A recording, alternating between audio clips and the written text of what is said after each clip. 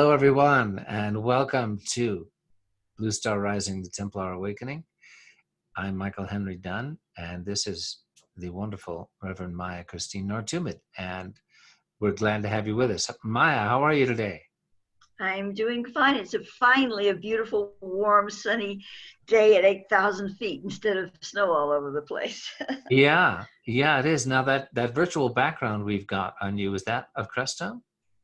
Oh yeah, yeah. It's a snowier time, but yeah, it's a Crestone, and that little cross is up there on the Right, I think that's oh, the Carmelite Carmelite. monastery. It's the Carmelite. Yeah, Yeah, the yeah. Stations of the Cross there. Uh-huh. I think that Yeah. might be Station 8. And good Catholic boy that I am, but I don't remember exactly what happens at Station 8 or Station of the Cross. We'll save that for another time because that's not what this show is about.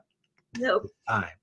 Anyway, so we have a wonderful video to share with you that Maia made about, it's got to be at least 8 years ago, right? Did you make this in 2012? Yeah, toward the end of 2012, probably. Yes. Right. So, and the official name that you gave this video when you made it was, can you give us that again? I think it's a Shoba, something like that.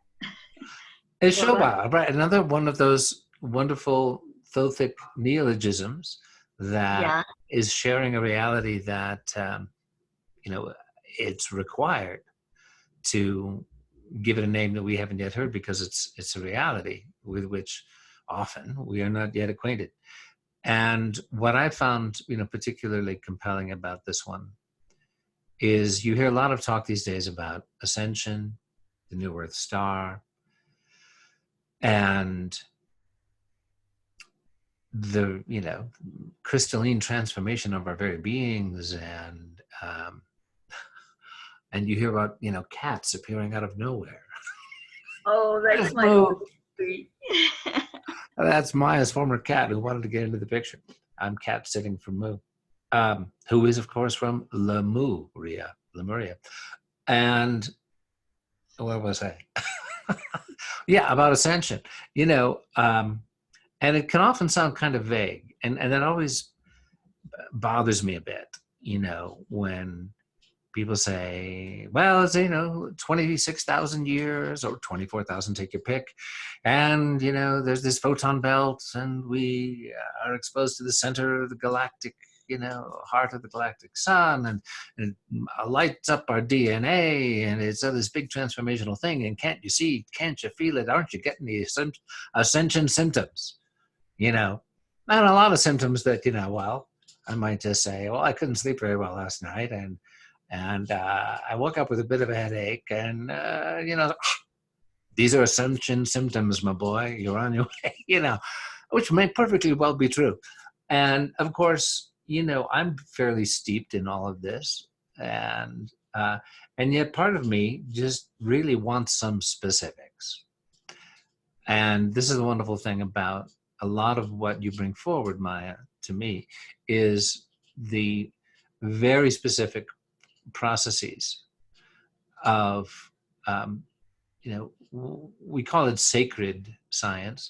Well, what does that mean? It's just, a higher, deeper, more profound, more powerful levels of how consciousness and the universe and the quantum reality actually unfold that we don't know. And because it partakes of the essence of spirit, which is the primal, reality composing everything that is, we rightly call it sacred science. So, what I love about the video we're about to share with everyone is that it gets very specific about the process of ascension, and specifically how that is triggered through interaction with the pyramids, and not just the Great Pyramids of Giza, but what you've referred to several times in our programs is the pyramidus radius matrix. And a very specific process is described here of how the pyramids are being activated, and the specific process within the heart of Earth and the heart of Gaia that interacts with those with the pyramid's radius matrix, and how it transforms us. At least those of us who are ready and willing to move into that higher state. So would you say that this is, I mean, is that a fairly accurate description of what we're about to see? Yes, I would like to add just a little bit more. Please do, yeah. First of all, when I did this video, Thoth had not told me about the pyramidus radius yet. At least he's not given it that name, and that finely described radius, that platform matrix, all of that. So, but you can see in this video how everything fits together. Even before he tells me something specific, like the pyramidus radius and its matrix, years before, there's a lineup of things that lead to that, you see. And when he gives me that, then I can go, oh, and I can follow it back in time. So in this video, you notice he's talking about the pyramids themselves, them lining up, and he's calling the primary pyramids that are lining up, the 72 is the solar Maja. And of course, with the pyramidus radius, there's a primary group, and then there are other pyramids that line up after that. They're sequences of pyramids. There's so many pyramids that we don't know about under the ocean, buried in the mountains, in Antarctica. There's just a whole lot more of very impressive pyramids, and they're all going to start lighting up with this process. So that said, I did not know about pyramidus radius when this video was made, but you can see that's what's lining up here in it. Now the epoch that he's talking about, the Ashoba, well, we're in it still, of course, but we're in various stages of it. So, the more recent messages from Thoth of 2019, 2020, and 2021 refer to the epoch. And it's not like there are a whole bunch of new epochs, it's the same one, but there are stages of it in very different fields of consciousness that move in, that are connected, and basically could not be without riding on the back, so to speak, of the stage before it, or really more appropriately, nested within. That's really a much better terminology for that. So this video really approaches all of those things, and it has a lot in it, even though it's only 13 minutes long. So, as usual, there'll be that video will be inserted in my new programs. Right now, I can't just give you a link to that video because I have a problem with the pages, but we're creating the new website, and soon they will all be up over there for you to see. Some of them are already. So what I'm going to do at the end of the program, it's newerstar.org, the same thing you're used to having, but it's going to take you someplace else this time. And it's in progress, but I think you'll be pleased with what you see there. All right. Well, yeah, it's great to see that, for those of you who've been following Maia's work, and there's so much of it over so many years that it kind of just emerged on different pages and different sites, and now they're all being integrated and made more accessible. So that's great news. So with that, let's just go right to sharing this beautiful 13-minute video on the process of ascension and its relationship to the pyramids of our planet. And we'll be right back with you to explore after we're done. It's about 13 minutes and well worth your time. Just put yourself into a receptive activational mode, and we'll be right back.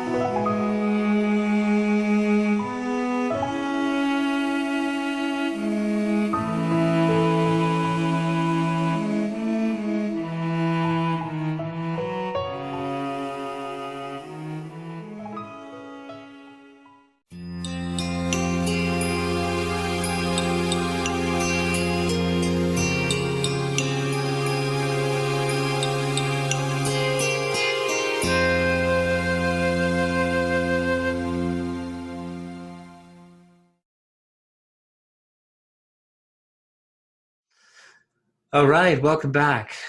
So the relationship of particularly, the Great Pyramid of Giza, I mean, that's the one that most of us know the most about. And the reality, as you've received it, Maya, that there is a counterpart, I think is the word you use, to the Great Pyramid that exists sort of above and within it on the etheric level. Yes. And we read about the subterranean chambers located beneath the Great Pyramid, beneath the Sphinx, which Edgar Cayce talked about, and then various researchers such as Graham Hancock and others have brought forward. And then you have the Minister of Antiquities, the Grand Minister of Antiquities for Egypt, Mr. Hawass, who goes, oh, there's no such thing. It's a complete fantasy. There's nothing down there. We have looked. Yes. Meanwhile, there are fairly credible reports ongoing that over a period of many years, they know very well it's down there. They've been quietly researching it or taking stuff out, because to reveal and admit it exists completely explodes the entire edifice of conventional archaeology and Egyptology. But as we're in this epoch you're describing, right? And we've been sharing with everyone about the reparations through time of the human genetic legacy, which has been messed with and has had to be restored, and that's an ongoing process. I'd love to tie this together if we can, if that makes sense, because there's a lot of concern about what we call the inoculations, that these are an additional potentially major distortion of our genetic legacy. And we have also read that pyramids, and not just the Great Pyramids, but the concept and structure and dynamic and properties of a pyramid are actually able to restore, for example, genetically altered plants to their original genetic structure, what we might call their divine structure. And the possibility that as part of the reparations that are ongoing, that the human genetic reality can be healed and restored such that it's not an interference. I don't know if this ties in, but I think it's been in the minds of a lot of people. So I wonder if you could just explore that a bit. Well, it does tie in. In fact, I'd received some information last night, and that connects to it. But first, let me say that the whole program of light for this planet is the evolution of the universal genetic, maybe we should say genome. I'm tampering with scientific words outside of my Thoth speak, so I'm not sure that's the right word.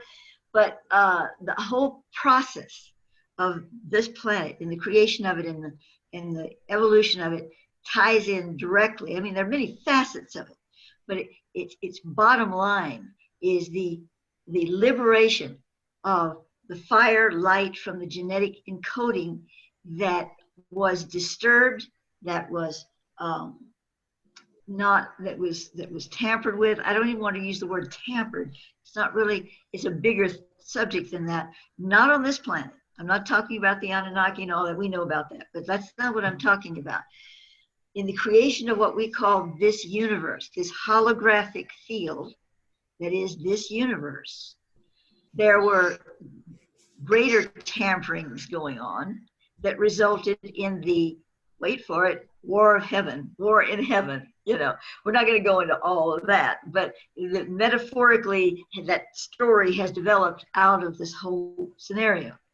We've spoken before on this show about the planet in the within the blue star Rigel sun of what Thoth calls Atlantis, which wasn't really named that, but he's trying to give us a connection that self-destructed because of things they should have done that they didn't do, or they did do that they shouldn't have done. It probably a combination of both. I've never been given that story, and is as much of a sacred chalice as the blue star Rigel is.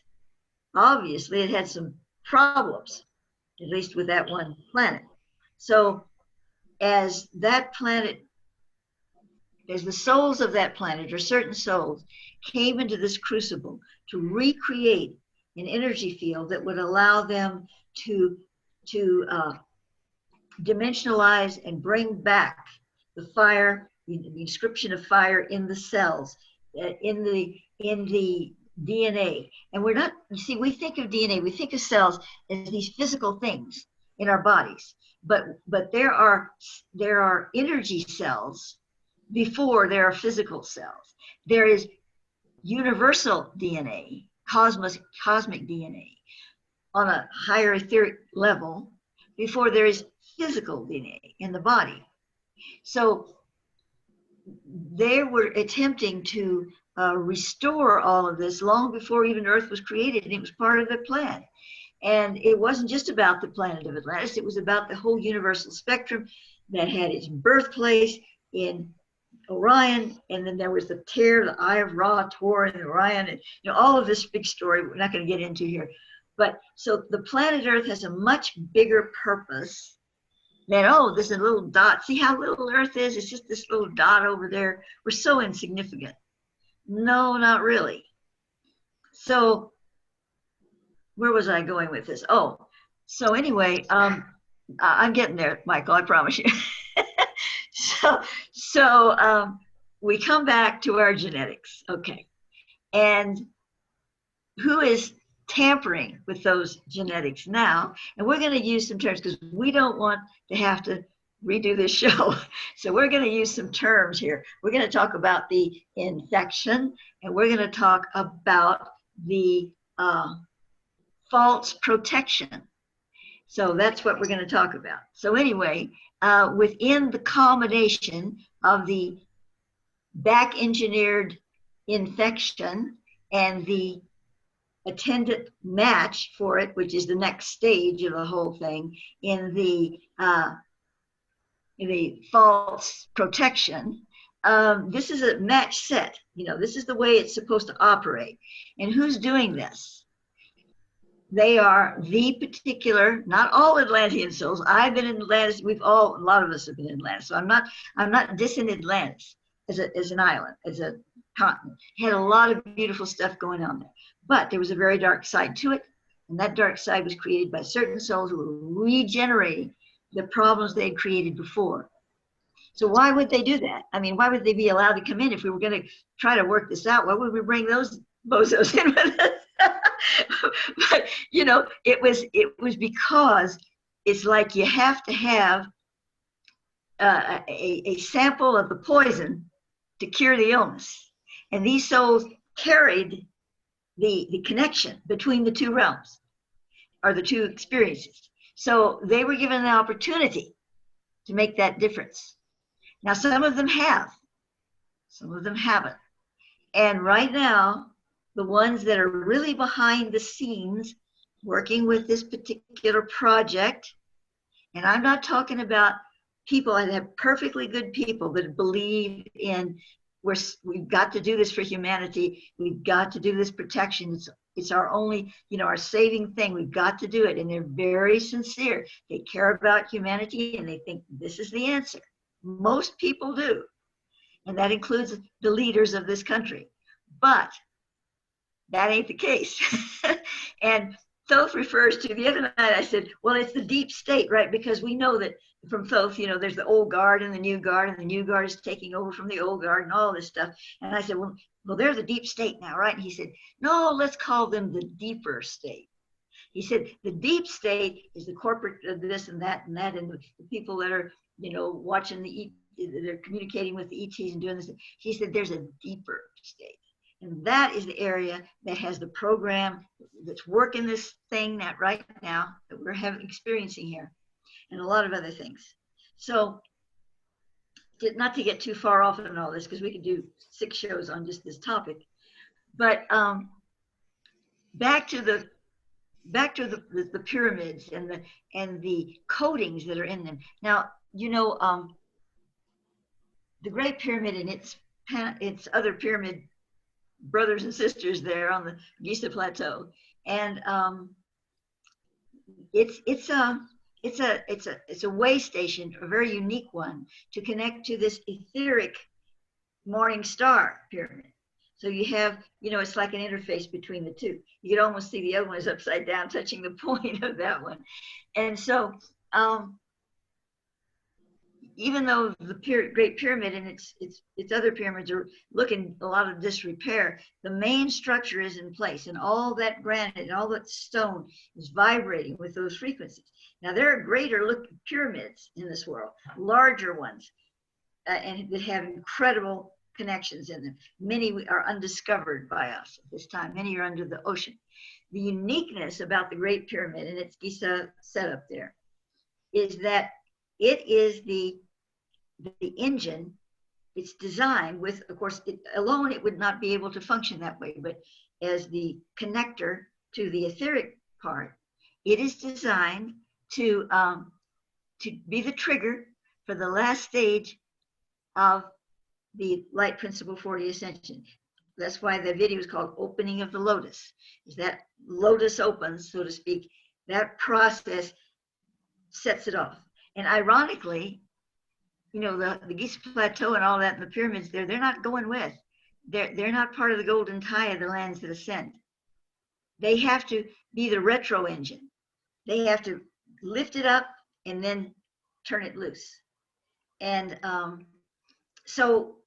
but back to the connection between the pyramids and what's going on now, is that they do have the encodings and the potential to help tremendously to clear the problems on the physical that we're having right now with the infection and its attendant protection that isn't, and many more things. We have only begun this journey.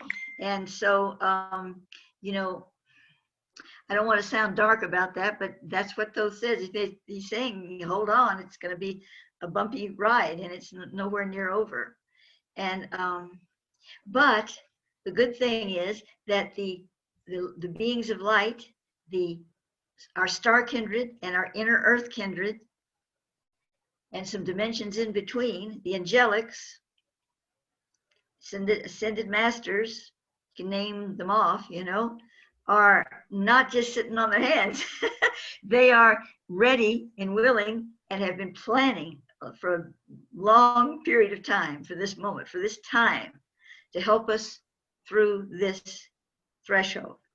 But as I've said many times, because Thoth has said many times to me, we are not going to solve We're not going to create a paradise on Earth here. We're not going to solve all our problems and sit right here comfortably on good old planet Earth and say, well, we liked that, didn't we? Now we're all happy and harmonizing, and we're enlightened and everything is wonderful. That's not going to happen, according to what I received from Thoth. What is going to happen is we're going to reach a threshold of decision, of choices, separating the wheat from the shaft, or shaft from the wheat, or whatever it is. And so the souls that are not ready to accept heart resonance, and I'm not talking about some high experience of meditative, illumination. I'm talking about basic heart resonance. Love thy neighbor as thyself. Just plain, simple heart resonance. Those who are rejecting that now, and there are a lot of them that there are, they are not going to be able to fit into this picture, and they've chosen that. But the ones that will fit into this picture, whether they're wheat farmers in Kansas or they're mystics, on the top of the highest mountains, they all have that heart resonance together. They're all going to join hands, so to speak, and move through this experience.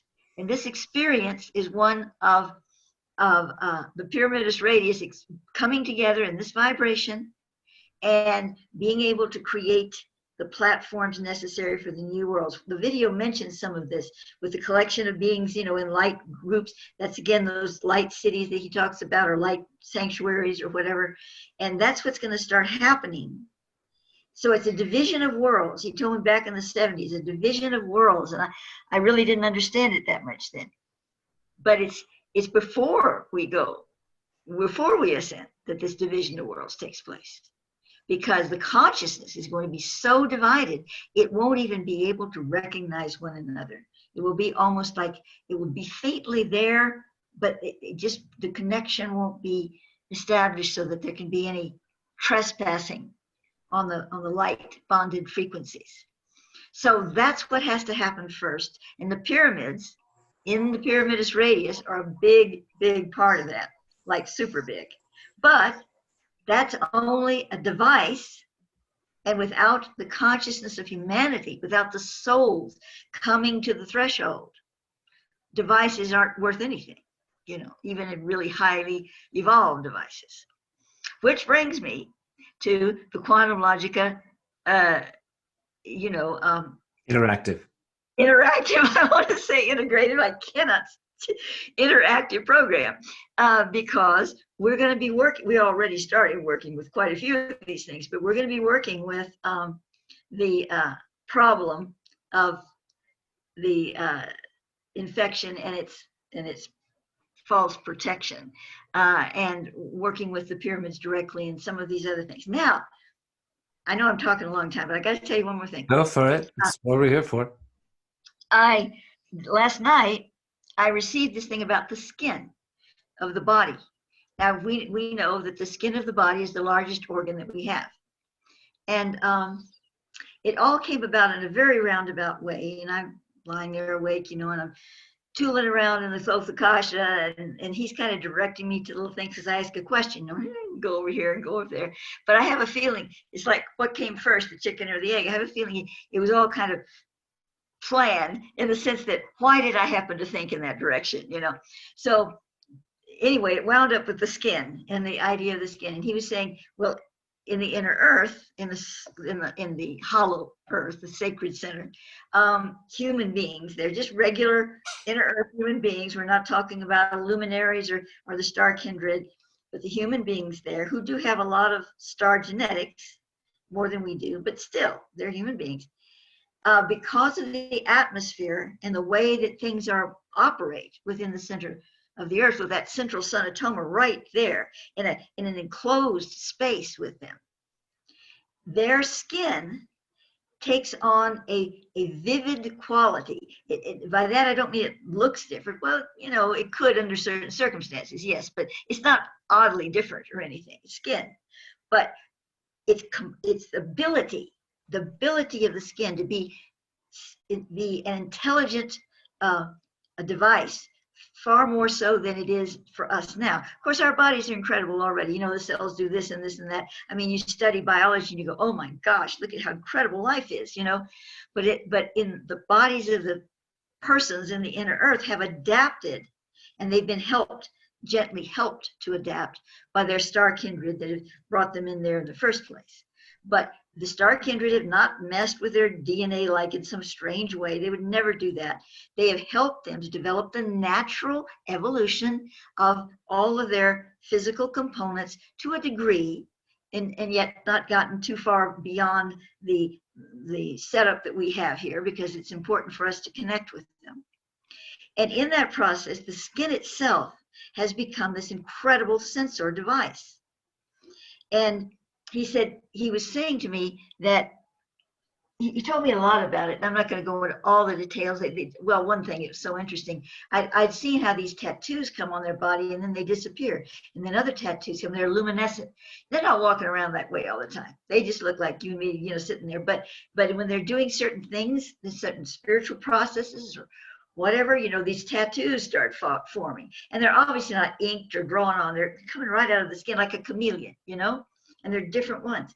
Well, he said this is part of the process of this evolved skin, and that the process is connecting them to certain, it's like codes, it's like sacred geometry. It's connecting them to the universe in various ways. And ultras do this, ultra-terrestrials do this too, to a degree. So he was saying that we have the ability, we have the same skin, basically. It's just not that activated. And of course, we're living in another environment, a very disturbed environment compared to what they have. And it's different too. So he's saying, though, that one of the programs that they are bringing forth is to be able to help us as human beings, those who have heart-centered resonance, because they have to have some kind of light focus in their being, to be able to develop a greater capacity in the true nature of the skin, of the human skin. It's not going to be, we're not going to be creating tattoos and stuff like that, but it's going to be more vibrant. And of course, what it's doing is coming closer to being the pure gem body, the pure gem skin, the crystalline being. But it'll be subtle at first, but some people more than others, if they're more heart sensitive, they're going to develop it more. It's not going to mean we change colors or we, glow in the dark or anything like that.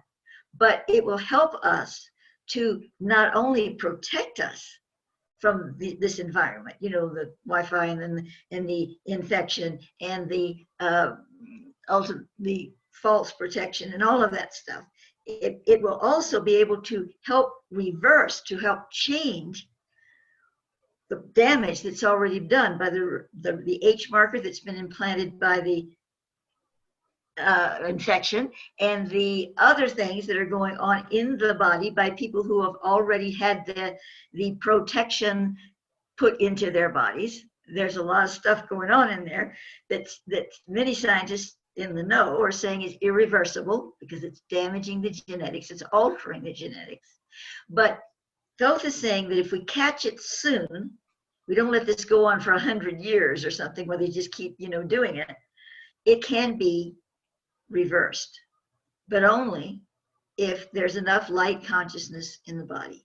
And again, it doesn't have to be a huge, inner earth kind of thing, but we just have to be decent human beings, basically, that for this to take place. Now, I don't know all the details. I don't know much of anything because the thing on the skin, he just told me about last night. But that just gives you an idea, because that's just one part of these programs they're doing. And just some of that, just a tiny little bit of that, we are able to become involved with, me and my team, our team of the people in my group, and also the Inner Earth group, to be able to do this through the Hierophant Cube and the Inner Earth connected to the 9010 technology. What we're doing, that's just a tiny, tiny little part of it.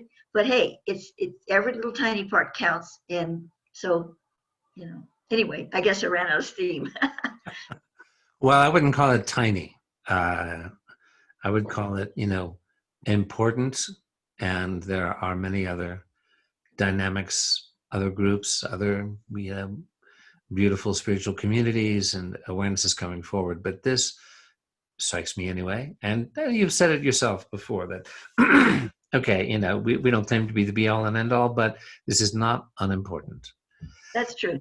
Yeah. And uh, just to go back a little bit to clarify briefly, when you said, in terms of the agenda with the infection and the false protection and what's going on with there, and you asking Thoth, well, is this the deep state? And he said, no, it's the deeper state. Just a point of clarification, the phrase deep state has become associated with the presidency of Donald Trump and with QAnon in the popular imagination, and the media has done a lot to promulgate this, as well as all the Trump supporters did a lot as well.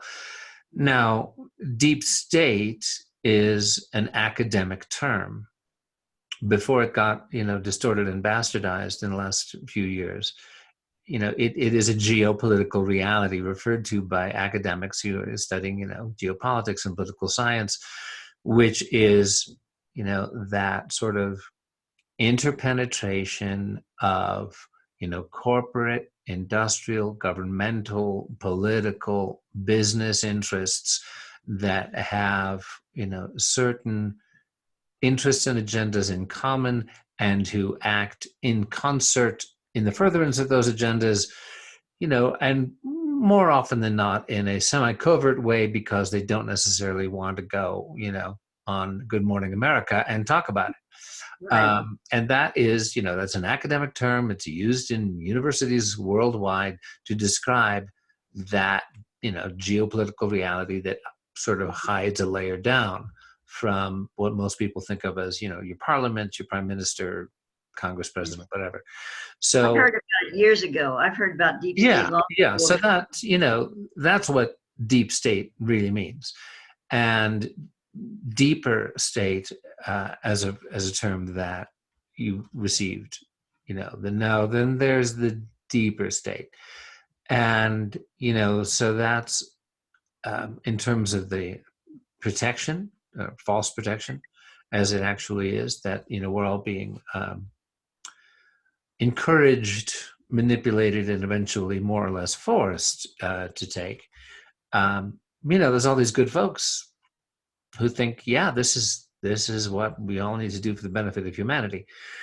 Well, all those good folks really cannot afford, for example, to listen to the 45-minute tape that Nancy Hopkins and I shared yesterday on Radio 5G by a highly qualified doctor who simply takes you through, okay, here's what's in the protection that makes it false. Here's what, yes, there actually are nanobots. Yes, they actually do, connect to the cloud. Yes, this is all, hard science. And it's, the protection is not, according to traditional medical terminology, what it is saying it is.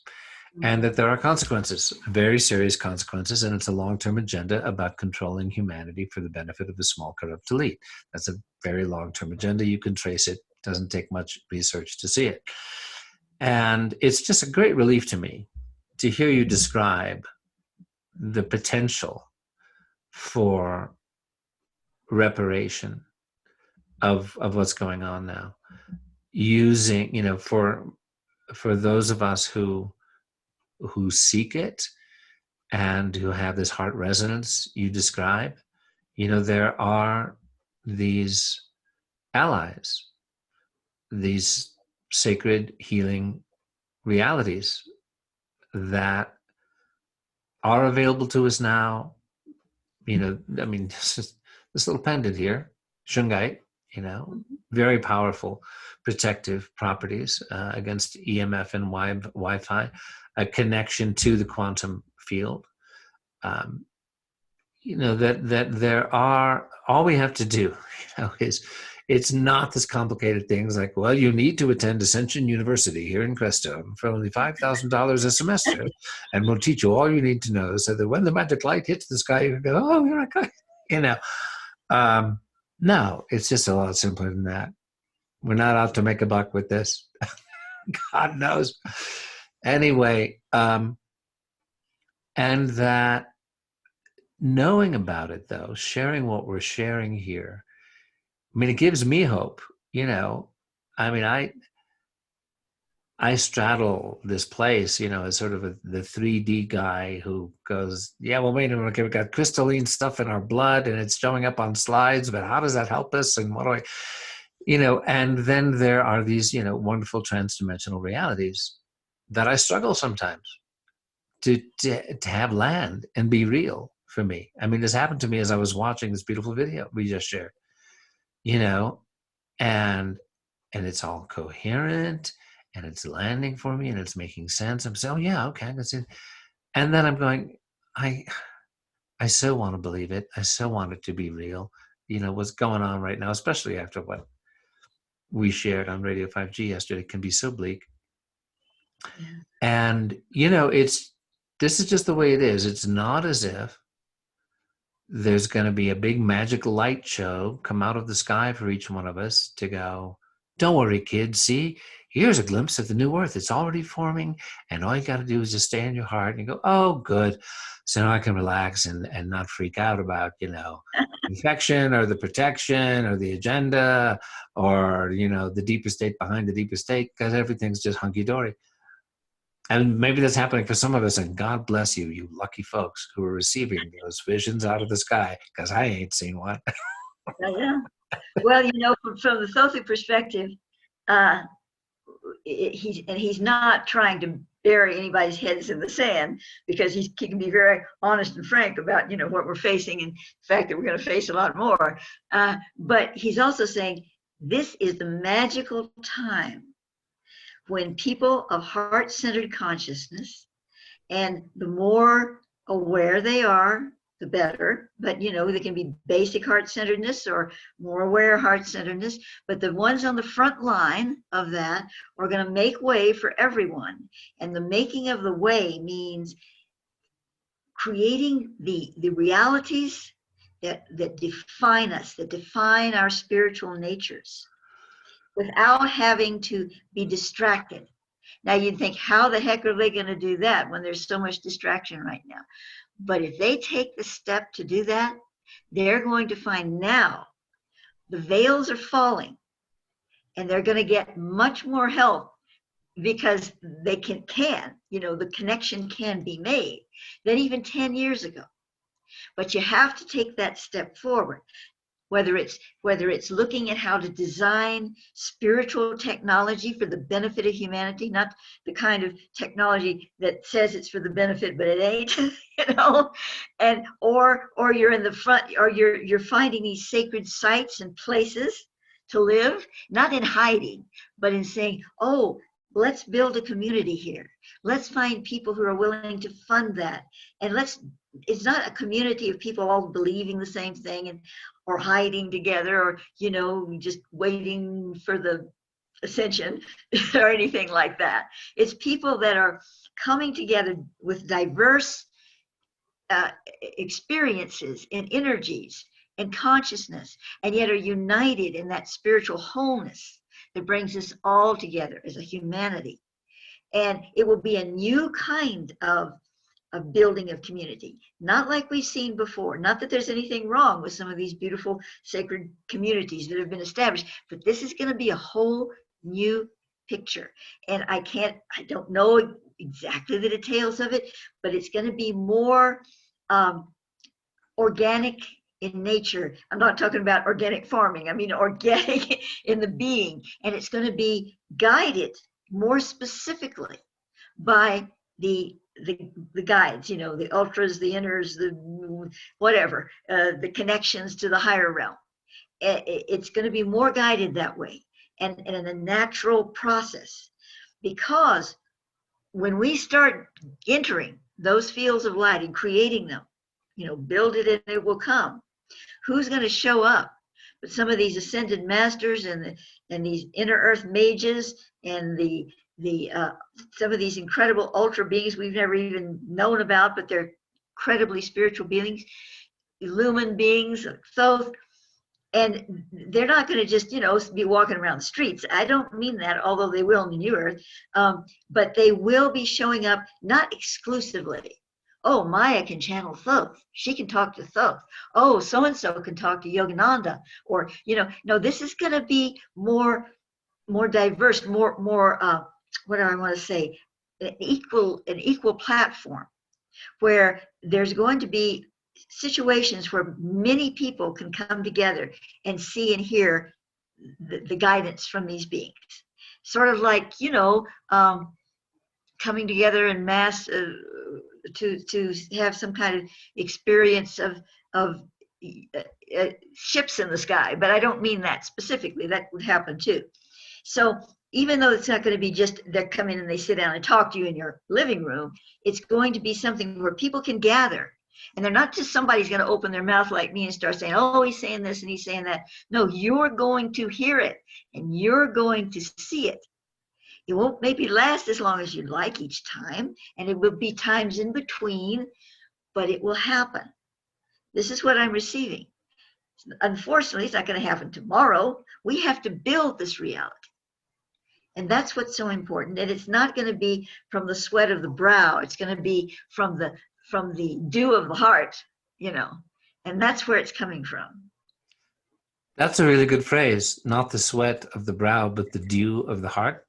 Did you just make that up? I don't think so. When I get to talking, I don't know. I can feel That's those. really good. But I don't want to, I don't want to diminish me. I have a few talents of my No, own. So you're a beautiful spiritual poet for sure. Yeah, well, that is encouraging. I wish I could come up with a better example, but for those who have watched the Harry Potter films, in the last film,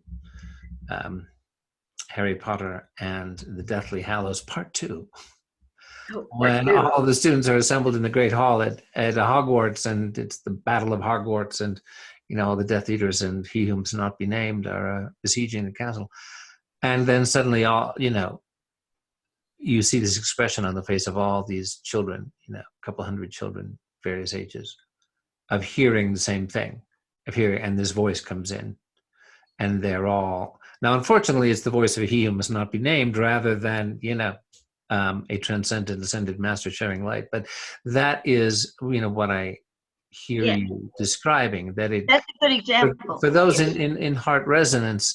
You will be able to all receive the same message of light and love and encouragement and wisdom. And so, and then, at what stage, I mean, that is pre-LP40, right? Yes, it is, because Ascension. We're not just going to be, hanging out like we are now, and all of a sudden, bam. There will be a sparking moment, but that's not going to come until everyone that is stepped into the ark, so to speak, is ready for the trip. And the doors are closed because the waters are rising. I'm just speaking metaphorically here, but and the ones that got left behind because they chose not to come. And so now we're ready to go, right? But the ark itself, you can call the pyramidus radius matrix, because that's where the accumulation of spirit and energy and vibration is taking place. It's not a particular place.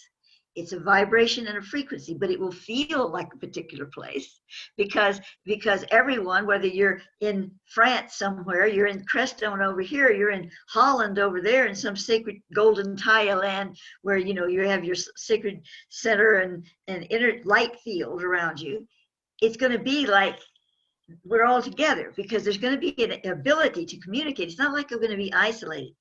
It's going to be a different kind of an ability to communicate. I think there's going to be some technology involved, but it is going to be a very refined spiritual technology. And yes, it will be based on some of the things we have now, like internet, but not the internet we have now. And it's going to be, I don't know. I see these flashes. Even as I'm talking now, I'm seeing things I haven't seen before.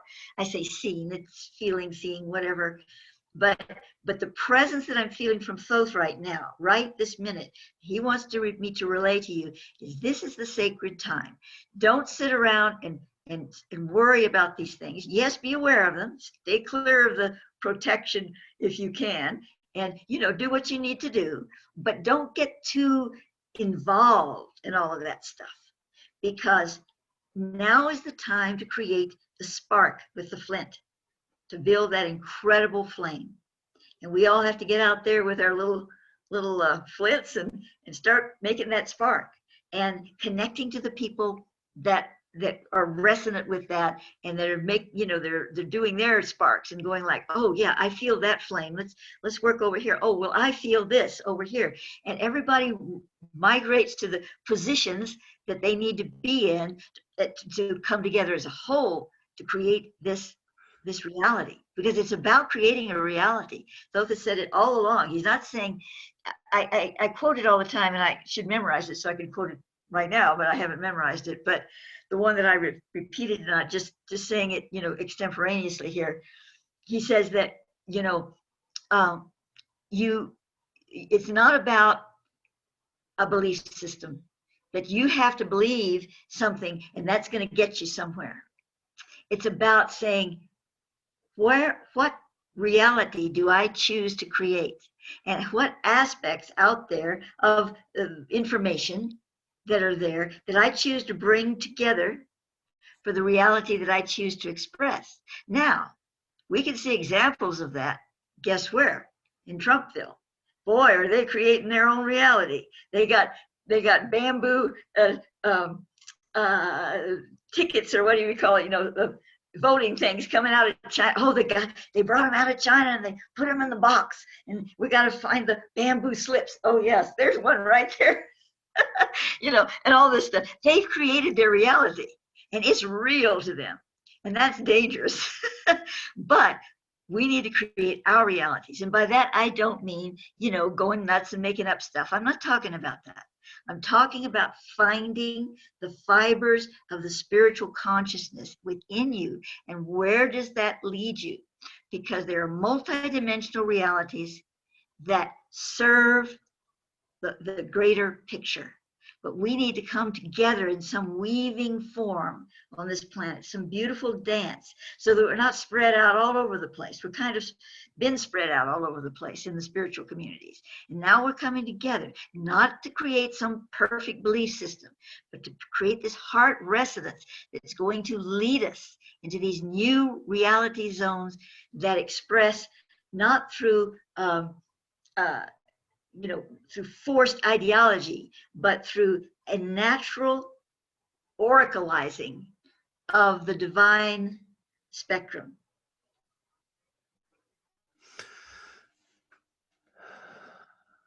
Well, it's so much to take in, but where we are in the San Luis Valley in Colorado, particularly in Crestone, you can see this happening. It's not about, as I say, a belief system, a theology, rituals, doctrine, practices. You need to walk around this stupa 30 times, and if you only do it 29, well, you've missed the blessing, or something. I'm not meaning to denigrate the stupa. I go there several times a week. But it is so much easier to think about and be encouraged by when we realize it is about a heart resonance. And when you're vibrating at the same frequency, we draw into our path those souls, soul family members, soul companions, soul mates sometimes, that we belong with. And while it doesn't need to be a physical community, it can be, if you end up being in the same place. And again, it's not like, we've heard the stories many times of various apocalyptic sects that say, on June 21st at midnight, we must gather upon this hill and sell all your belongings. And, that we will, at the stroke of midnight, we will ascend to heaven. Well, and at 2:30 a.m., everybody's going, gee, can I file a lawsuit to get back all that stuff I sold because I thought I was going to ascend at midnight? It's not like those stories. This is about frequency and vibration, which is the nature of the universe. And sometimes we want something more tangible than that. I go, oh well, frequency and vibration, I buy it, but am I feeling it? Well, don't worry. It's like, if you're listening to this program if you've stuck with me and Maia long enough, chances are it's because you're feeling a heart resonance with the wisdoms being shared here. And so I would ask Maia, and maybe it's in the minds of some of our listeners as well, we're being given right here and now this information about what's coming, and we'll be in gatherings where we'll all be able to receive this wisdom from higher beings. There will be this gradual, empowerment on a crystalline level of the human skin. There will be, okay, so you say many times, well, I don't know when it's going to happen. I don't have a date. Could be in a few years, could be 100 years, whatever. Okay. Well, But if I it's think in it's what we're 100 talking years, about. if it's in 100 years, Yeah, why is it being shared urgently through you, through no, now? yeah, I mean, for the listeners, for those who are benefiting and taking this in, to me, it feels like, and you just let me know your own response to this is about our lifetimes. well, Some of us are older, some of us are younger, some of us are going to pass this on, or it's going to be available. I'm well, feeling it within a human lifetime. This, I believe that it will be very likely a lot of this, because this is a step-by-step process. It gets to this step and it goes to this step, and it's an evolution. So it's a moving picture. It's not a still frame. So those that are born, now, or 2, 3, 4, 5 years old, they're going to see a lot of this take place. And even us oldies, we have the potential of seeing some really amazing things coming about in developing some of these communities. Maybe they won't be all light frequencies up and beings coming down to talk and whatever yet, but we're going to see some incredible, there's potential to see and experience some incredible things before we move into the other realm to assist it over there. So everybody's going to get a taste of the ice cream cone, but it may be the 1 or 2 licks on the top, or it may be down in the center. yeah, I love that simile, metaphor, whatever we're going to call it. It's the licks on the ice cream. Okay. Yeah, right. Somebody else just got to lick a lot more of it than you did, but it tasted good, didn't it, kids? I mean, Yeah, every lick counts, especially if it's chocolate. yeah, I mean, I'm trying to think of the classic American illustrator, Small Town America. You know who I mean? Yeah, it's, the ice cream parlor of the cosmos. Not to worry, kids. I want some sprinkles and peanuts and a little chocolate sauce on mine. Yeah, yeah. Um, anyway, well, it feels to me like we may, have brought forward much of what can be explored here. Is there anything else that you're feeling prompted, given that you're feeling Thoth with you right now? Anything else that you're feeling prompted to share in this program? Only that it's really important not to lose heart, and it's important to take your light and plant it. Light those candles, uh, metaphorically speaking, but light the sacred places. Connect, find what you can do that feels good to you, that allows you to become part of all of this in a bigger way, because every single human being has a place in this. And I think that's so important to realize. Even though it's a tense and difficult time, in one way, it's also such a great moment to create this new reality together. And so that's basically that. But before we end the show, I would like to talk about my sessions a little bit, because I want to just go into some of how they're evolving right now and what I'm doing with them for any of you who might be interested in having one. How I work, essentially, first of all, I'm very flexible. If you have something specific you want to get to, or some kind of basic need that you want to explore with me in regard to what you're looking for, seeking, that's fine. But basically, how I work with it is I create Well, first of all, I look at the what we've talked about before in these shows, the Peroth and the Sonoma. You know, the Peroth being the point of landing your first life in the earthen realm. It could be in the lotus reality or the ascended, descended physical earth, various stages or whatever. And I look at where that Peroth landing is. I don't get super specific. That would just take too long. But I go and say, well, it was this epoch and the end of that, or here, and all these epochs are defined, so I can, like those, so I can, give you that information. And then I say, as a result of that, this is what your Sonoma is. The Sonoma is the spreading out of the field of consciousness that you landed in. It's the mark that you made, and it's the environment that you landed in. So it's like if your Sonoma is in a period of time when there's a lot of conflict of a specific nature, you're going to be wary of that kind of conflict in your incarnations. If it's specifically aware, if it's a time period where everything is just really a lot of light and shining, you're gonna have a very sunny feeling about life and being connected. Now, these things can change. They do change, because once the soul starts incarnating, stuff happens. So you get this experience, you get that experience, and then you go, oh, okay, I see. Here's the feeling I have, the basic feeling, but I need to, modify it. I need to see how it works here and how it reacts there. But the Sonoma, still, no matter how many lifetimes you've had and how much experience you've had, that first moment is of shock, of anger, of sadness, of happiness, of any impulse. The first impulse feeling that you get of some kind in your life, it gravitates back to that Sonoma, because that's where the egg hatched for you, and that's what you imprinted.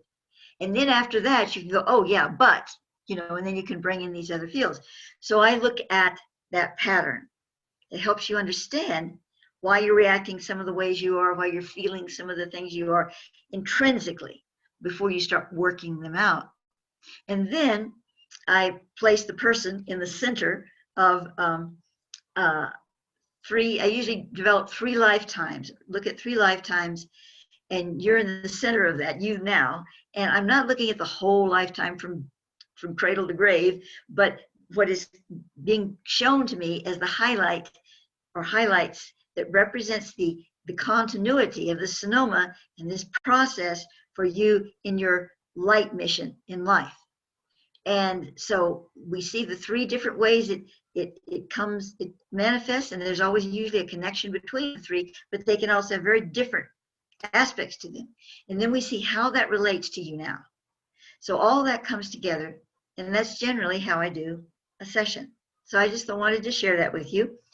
And now remember, I have a new site, even though it's just starting. Joy has done an incredible job with it. So when you go to newerstar.org, you land on that page, and you just scroll down a tad, and you're going to see sessions, and you can, that's where you can sign up for a session if you'd like to have one.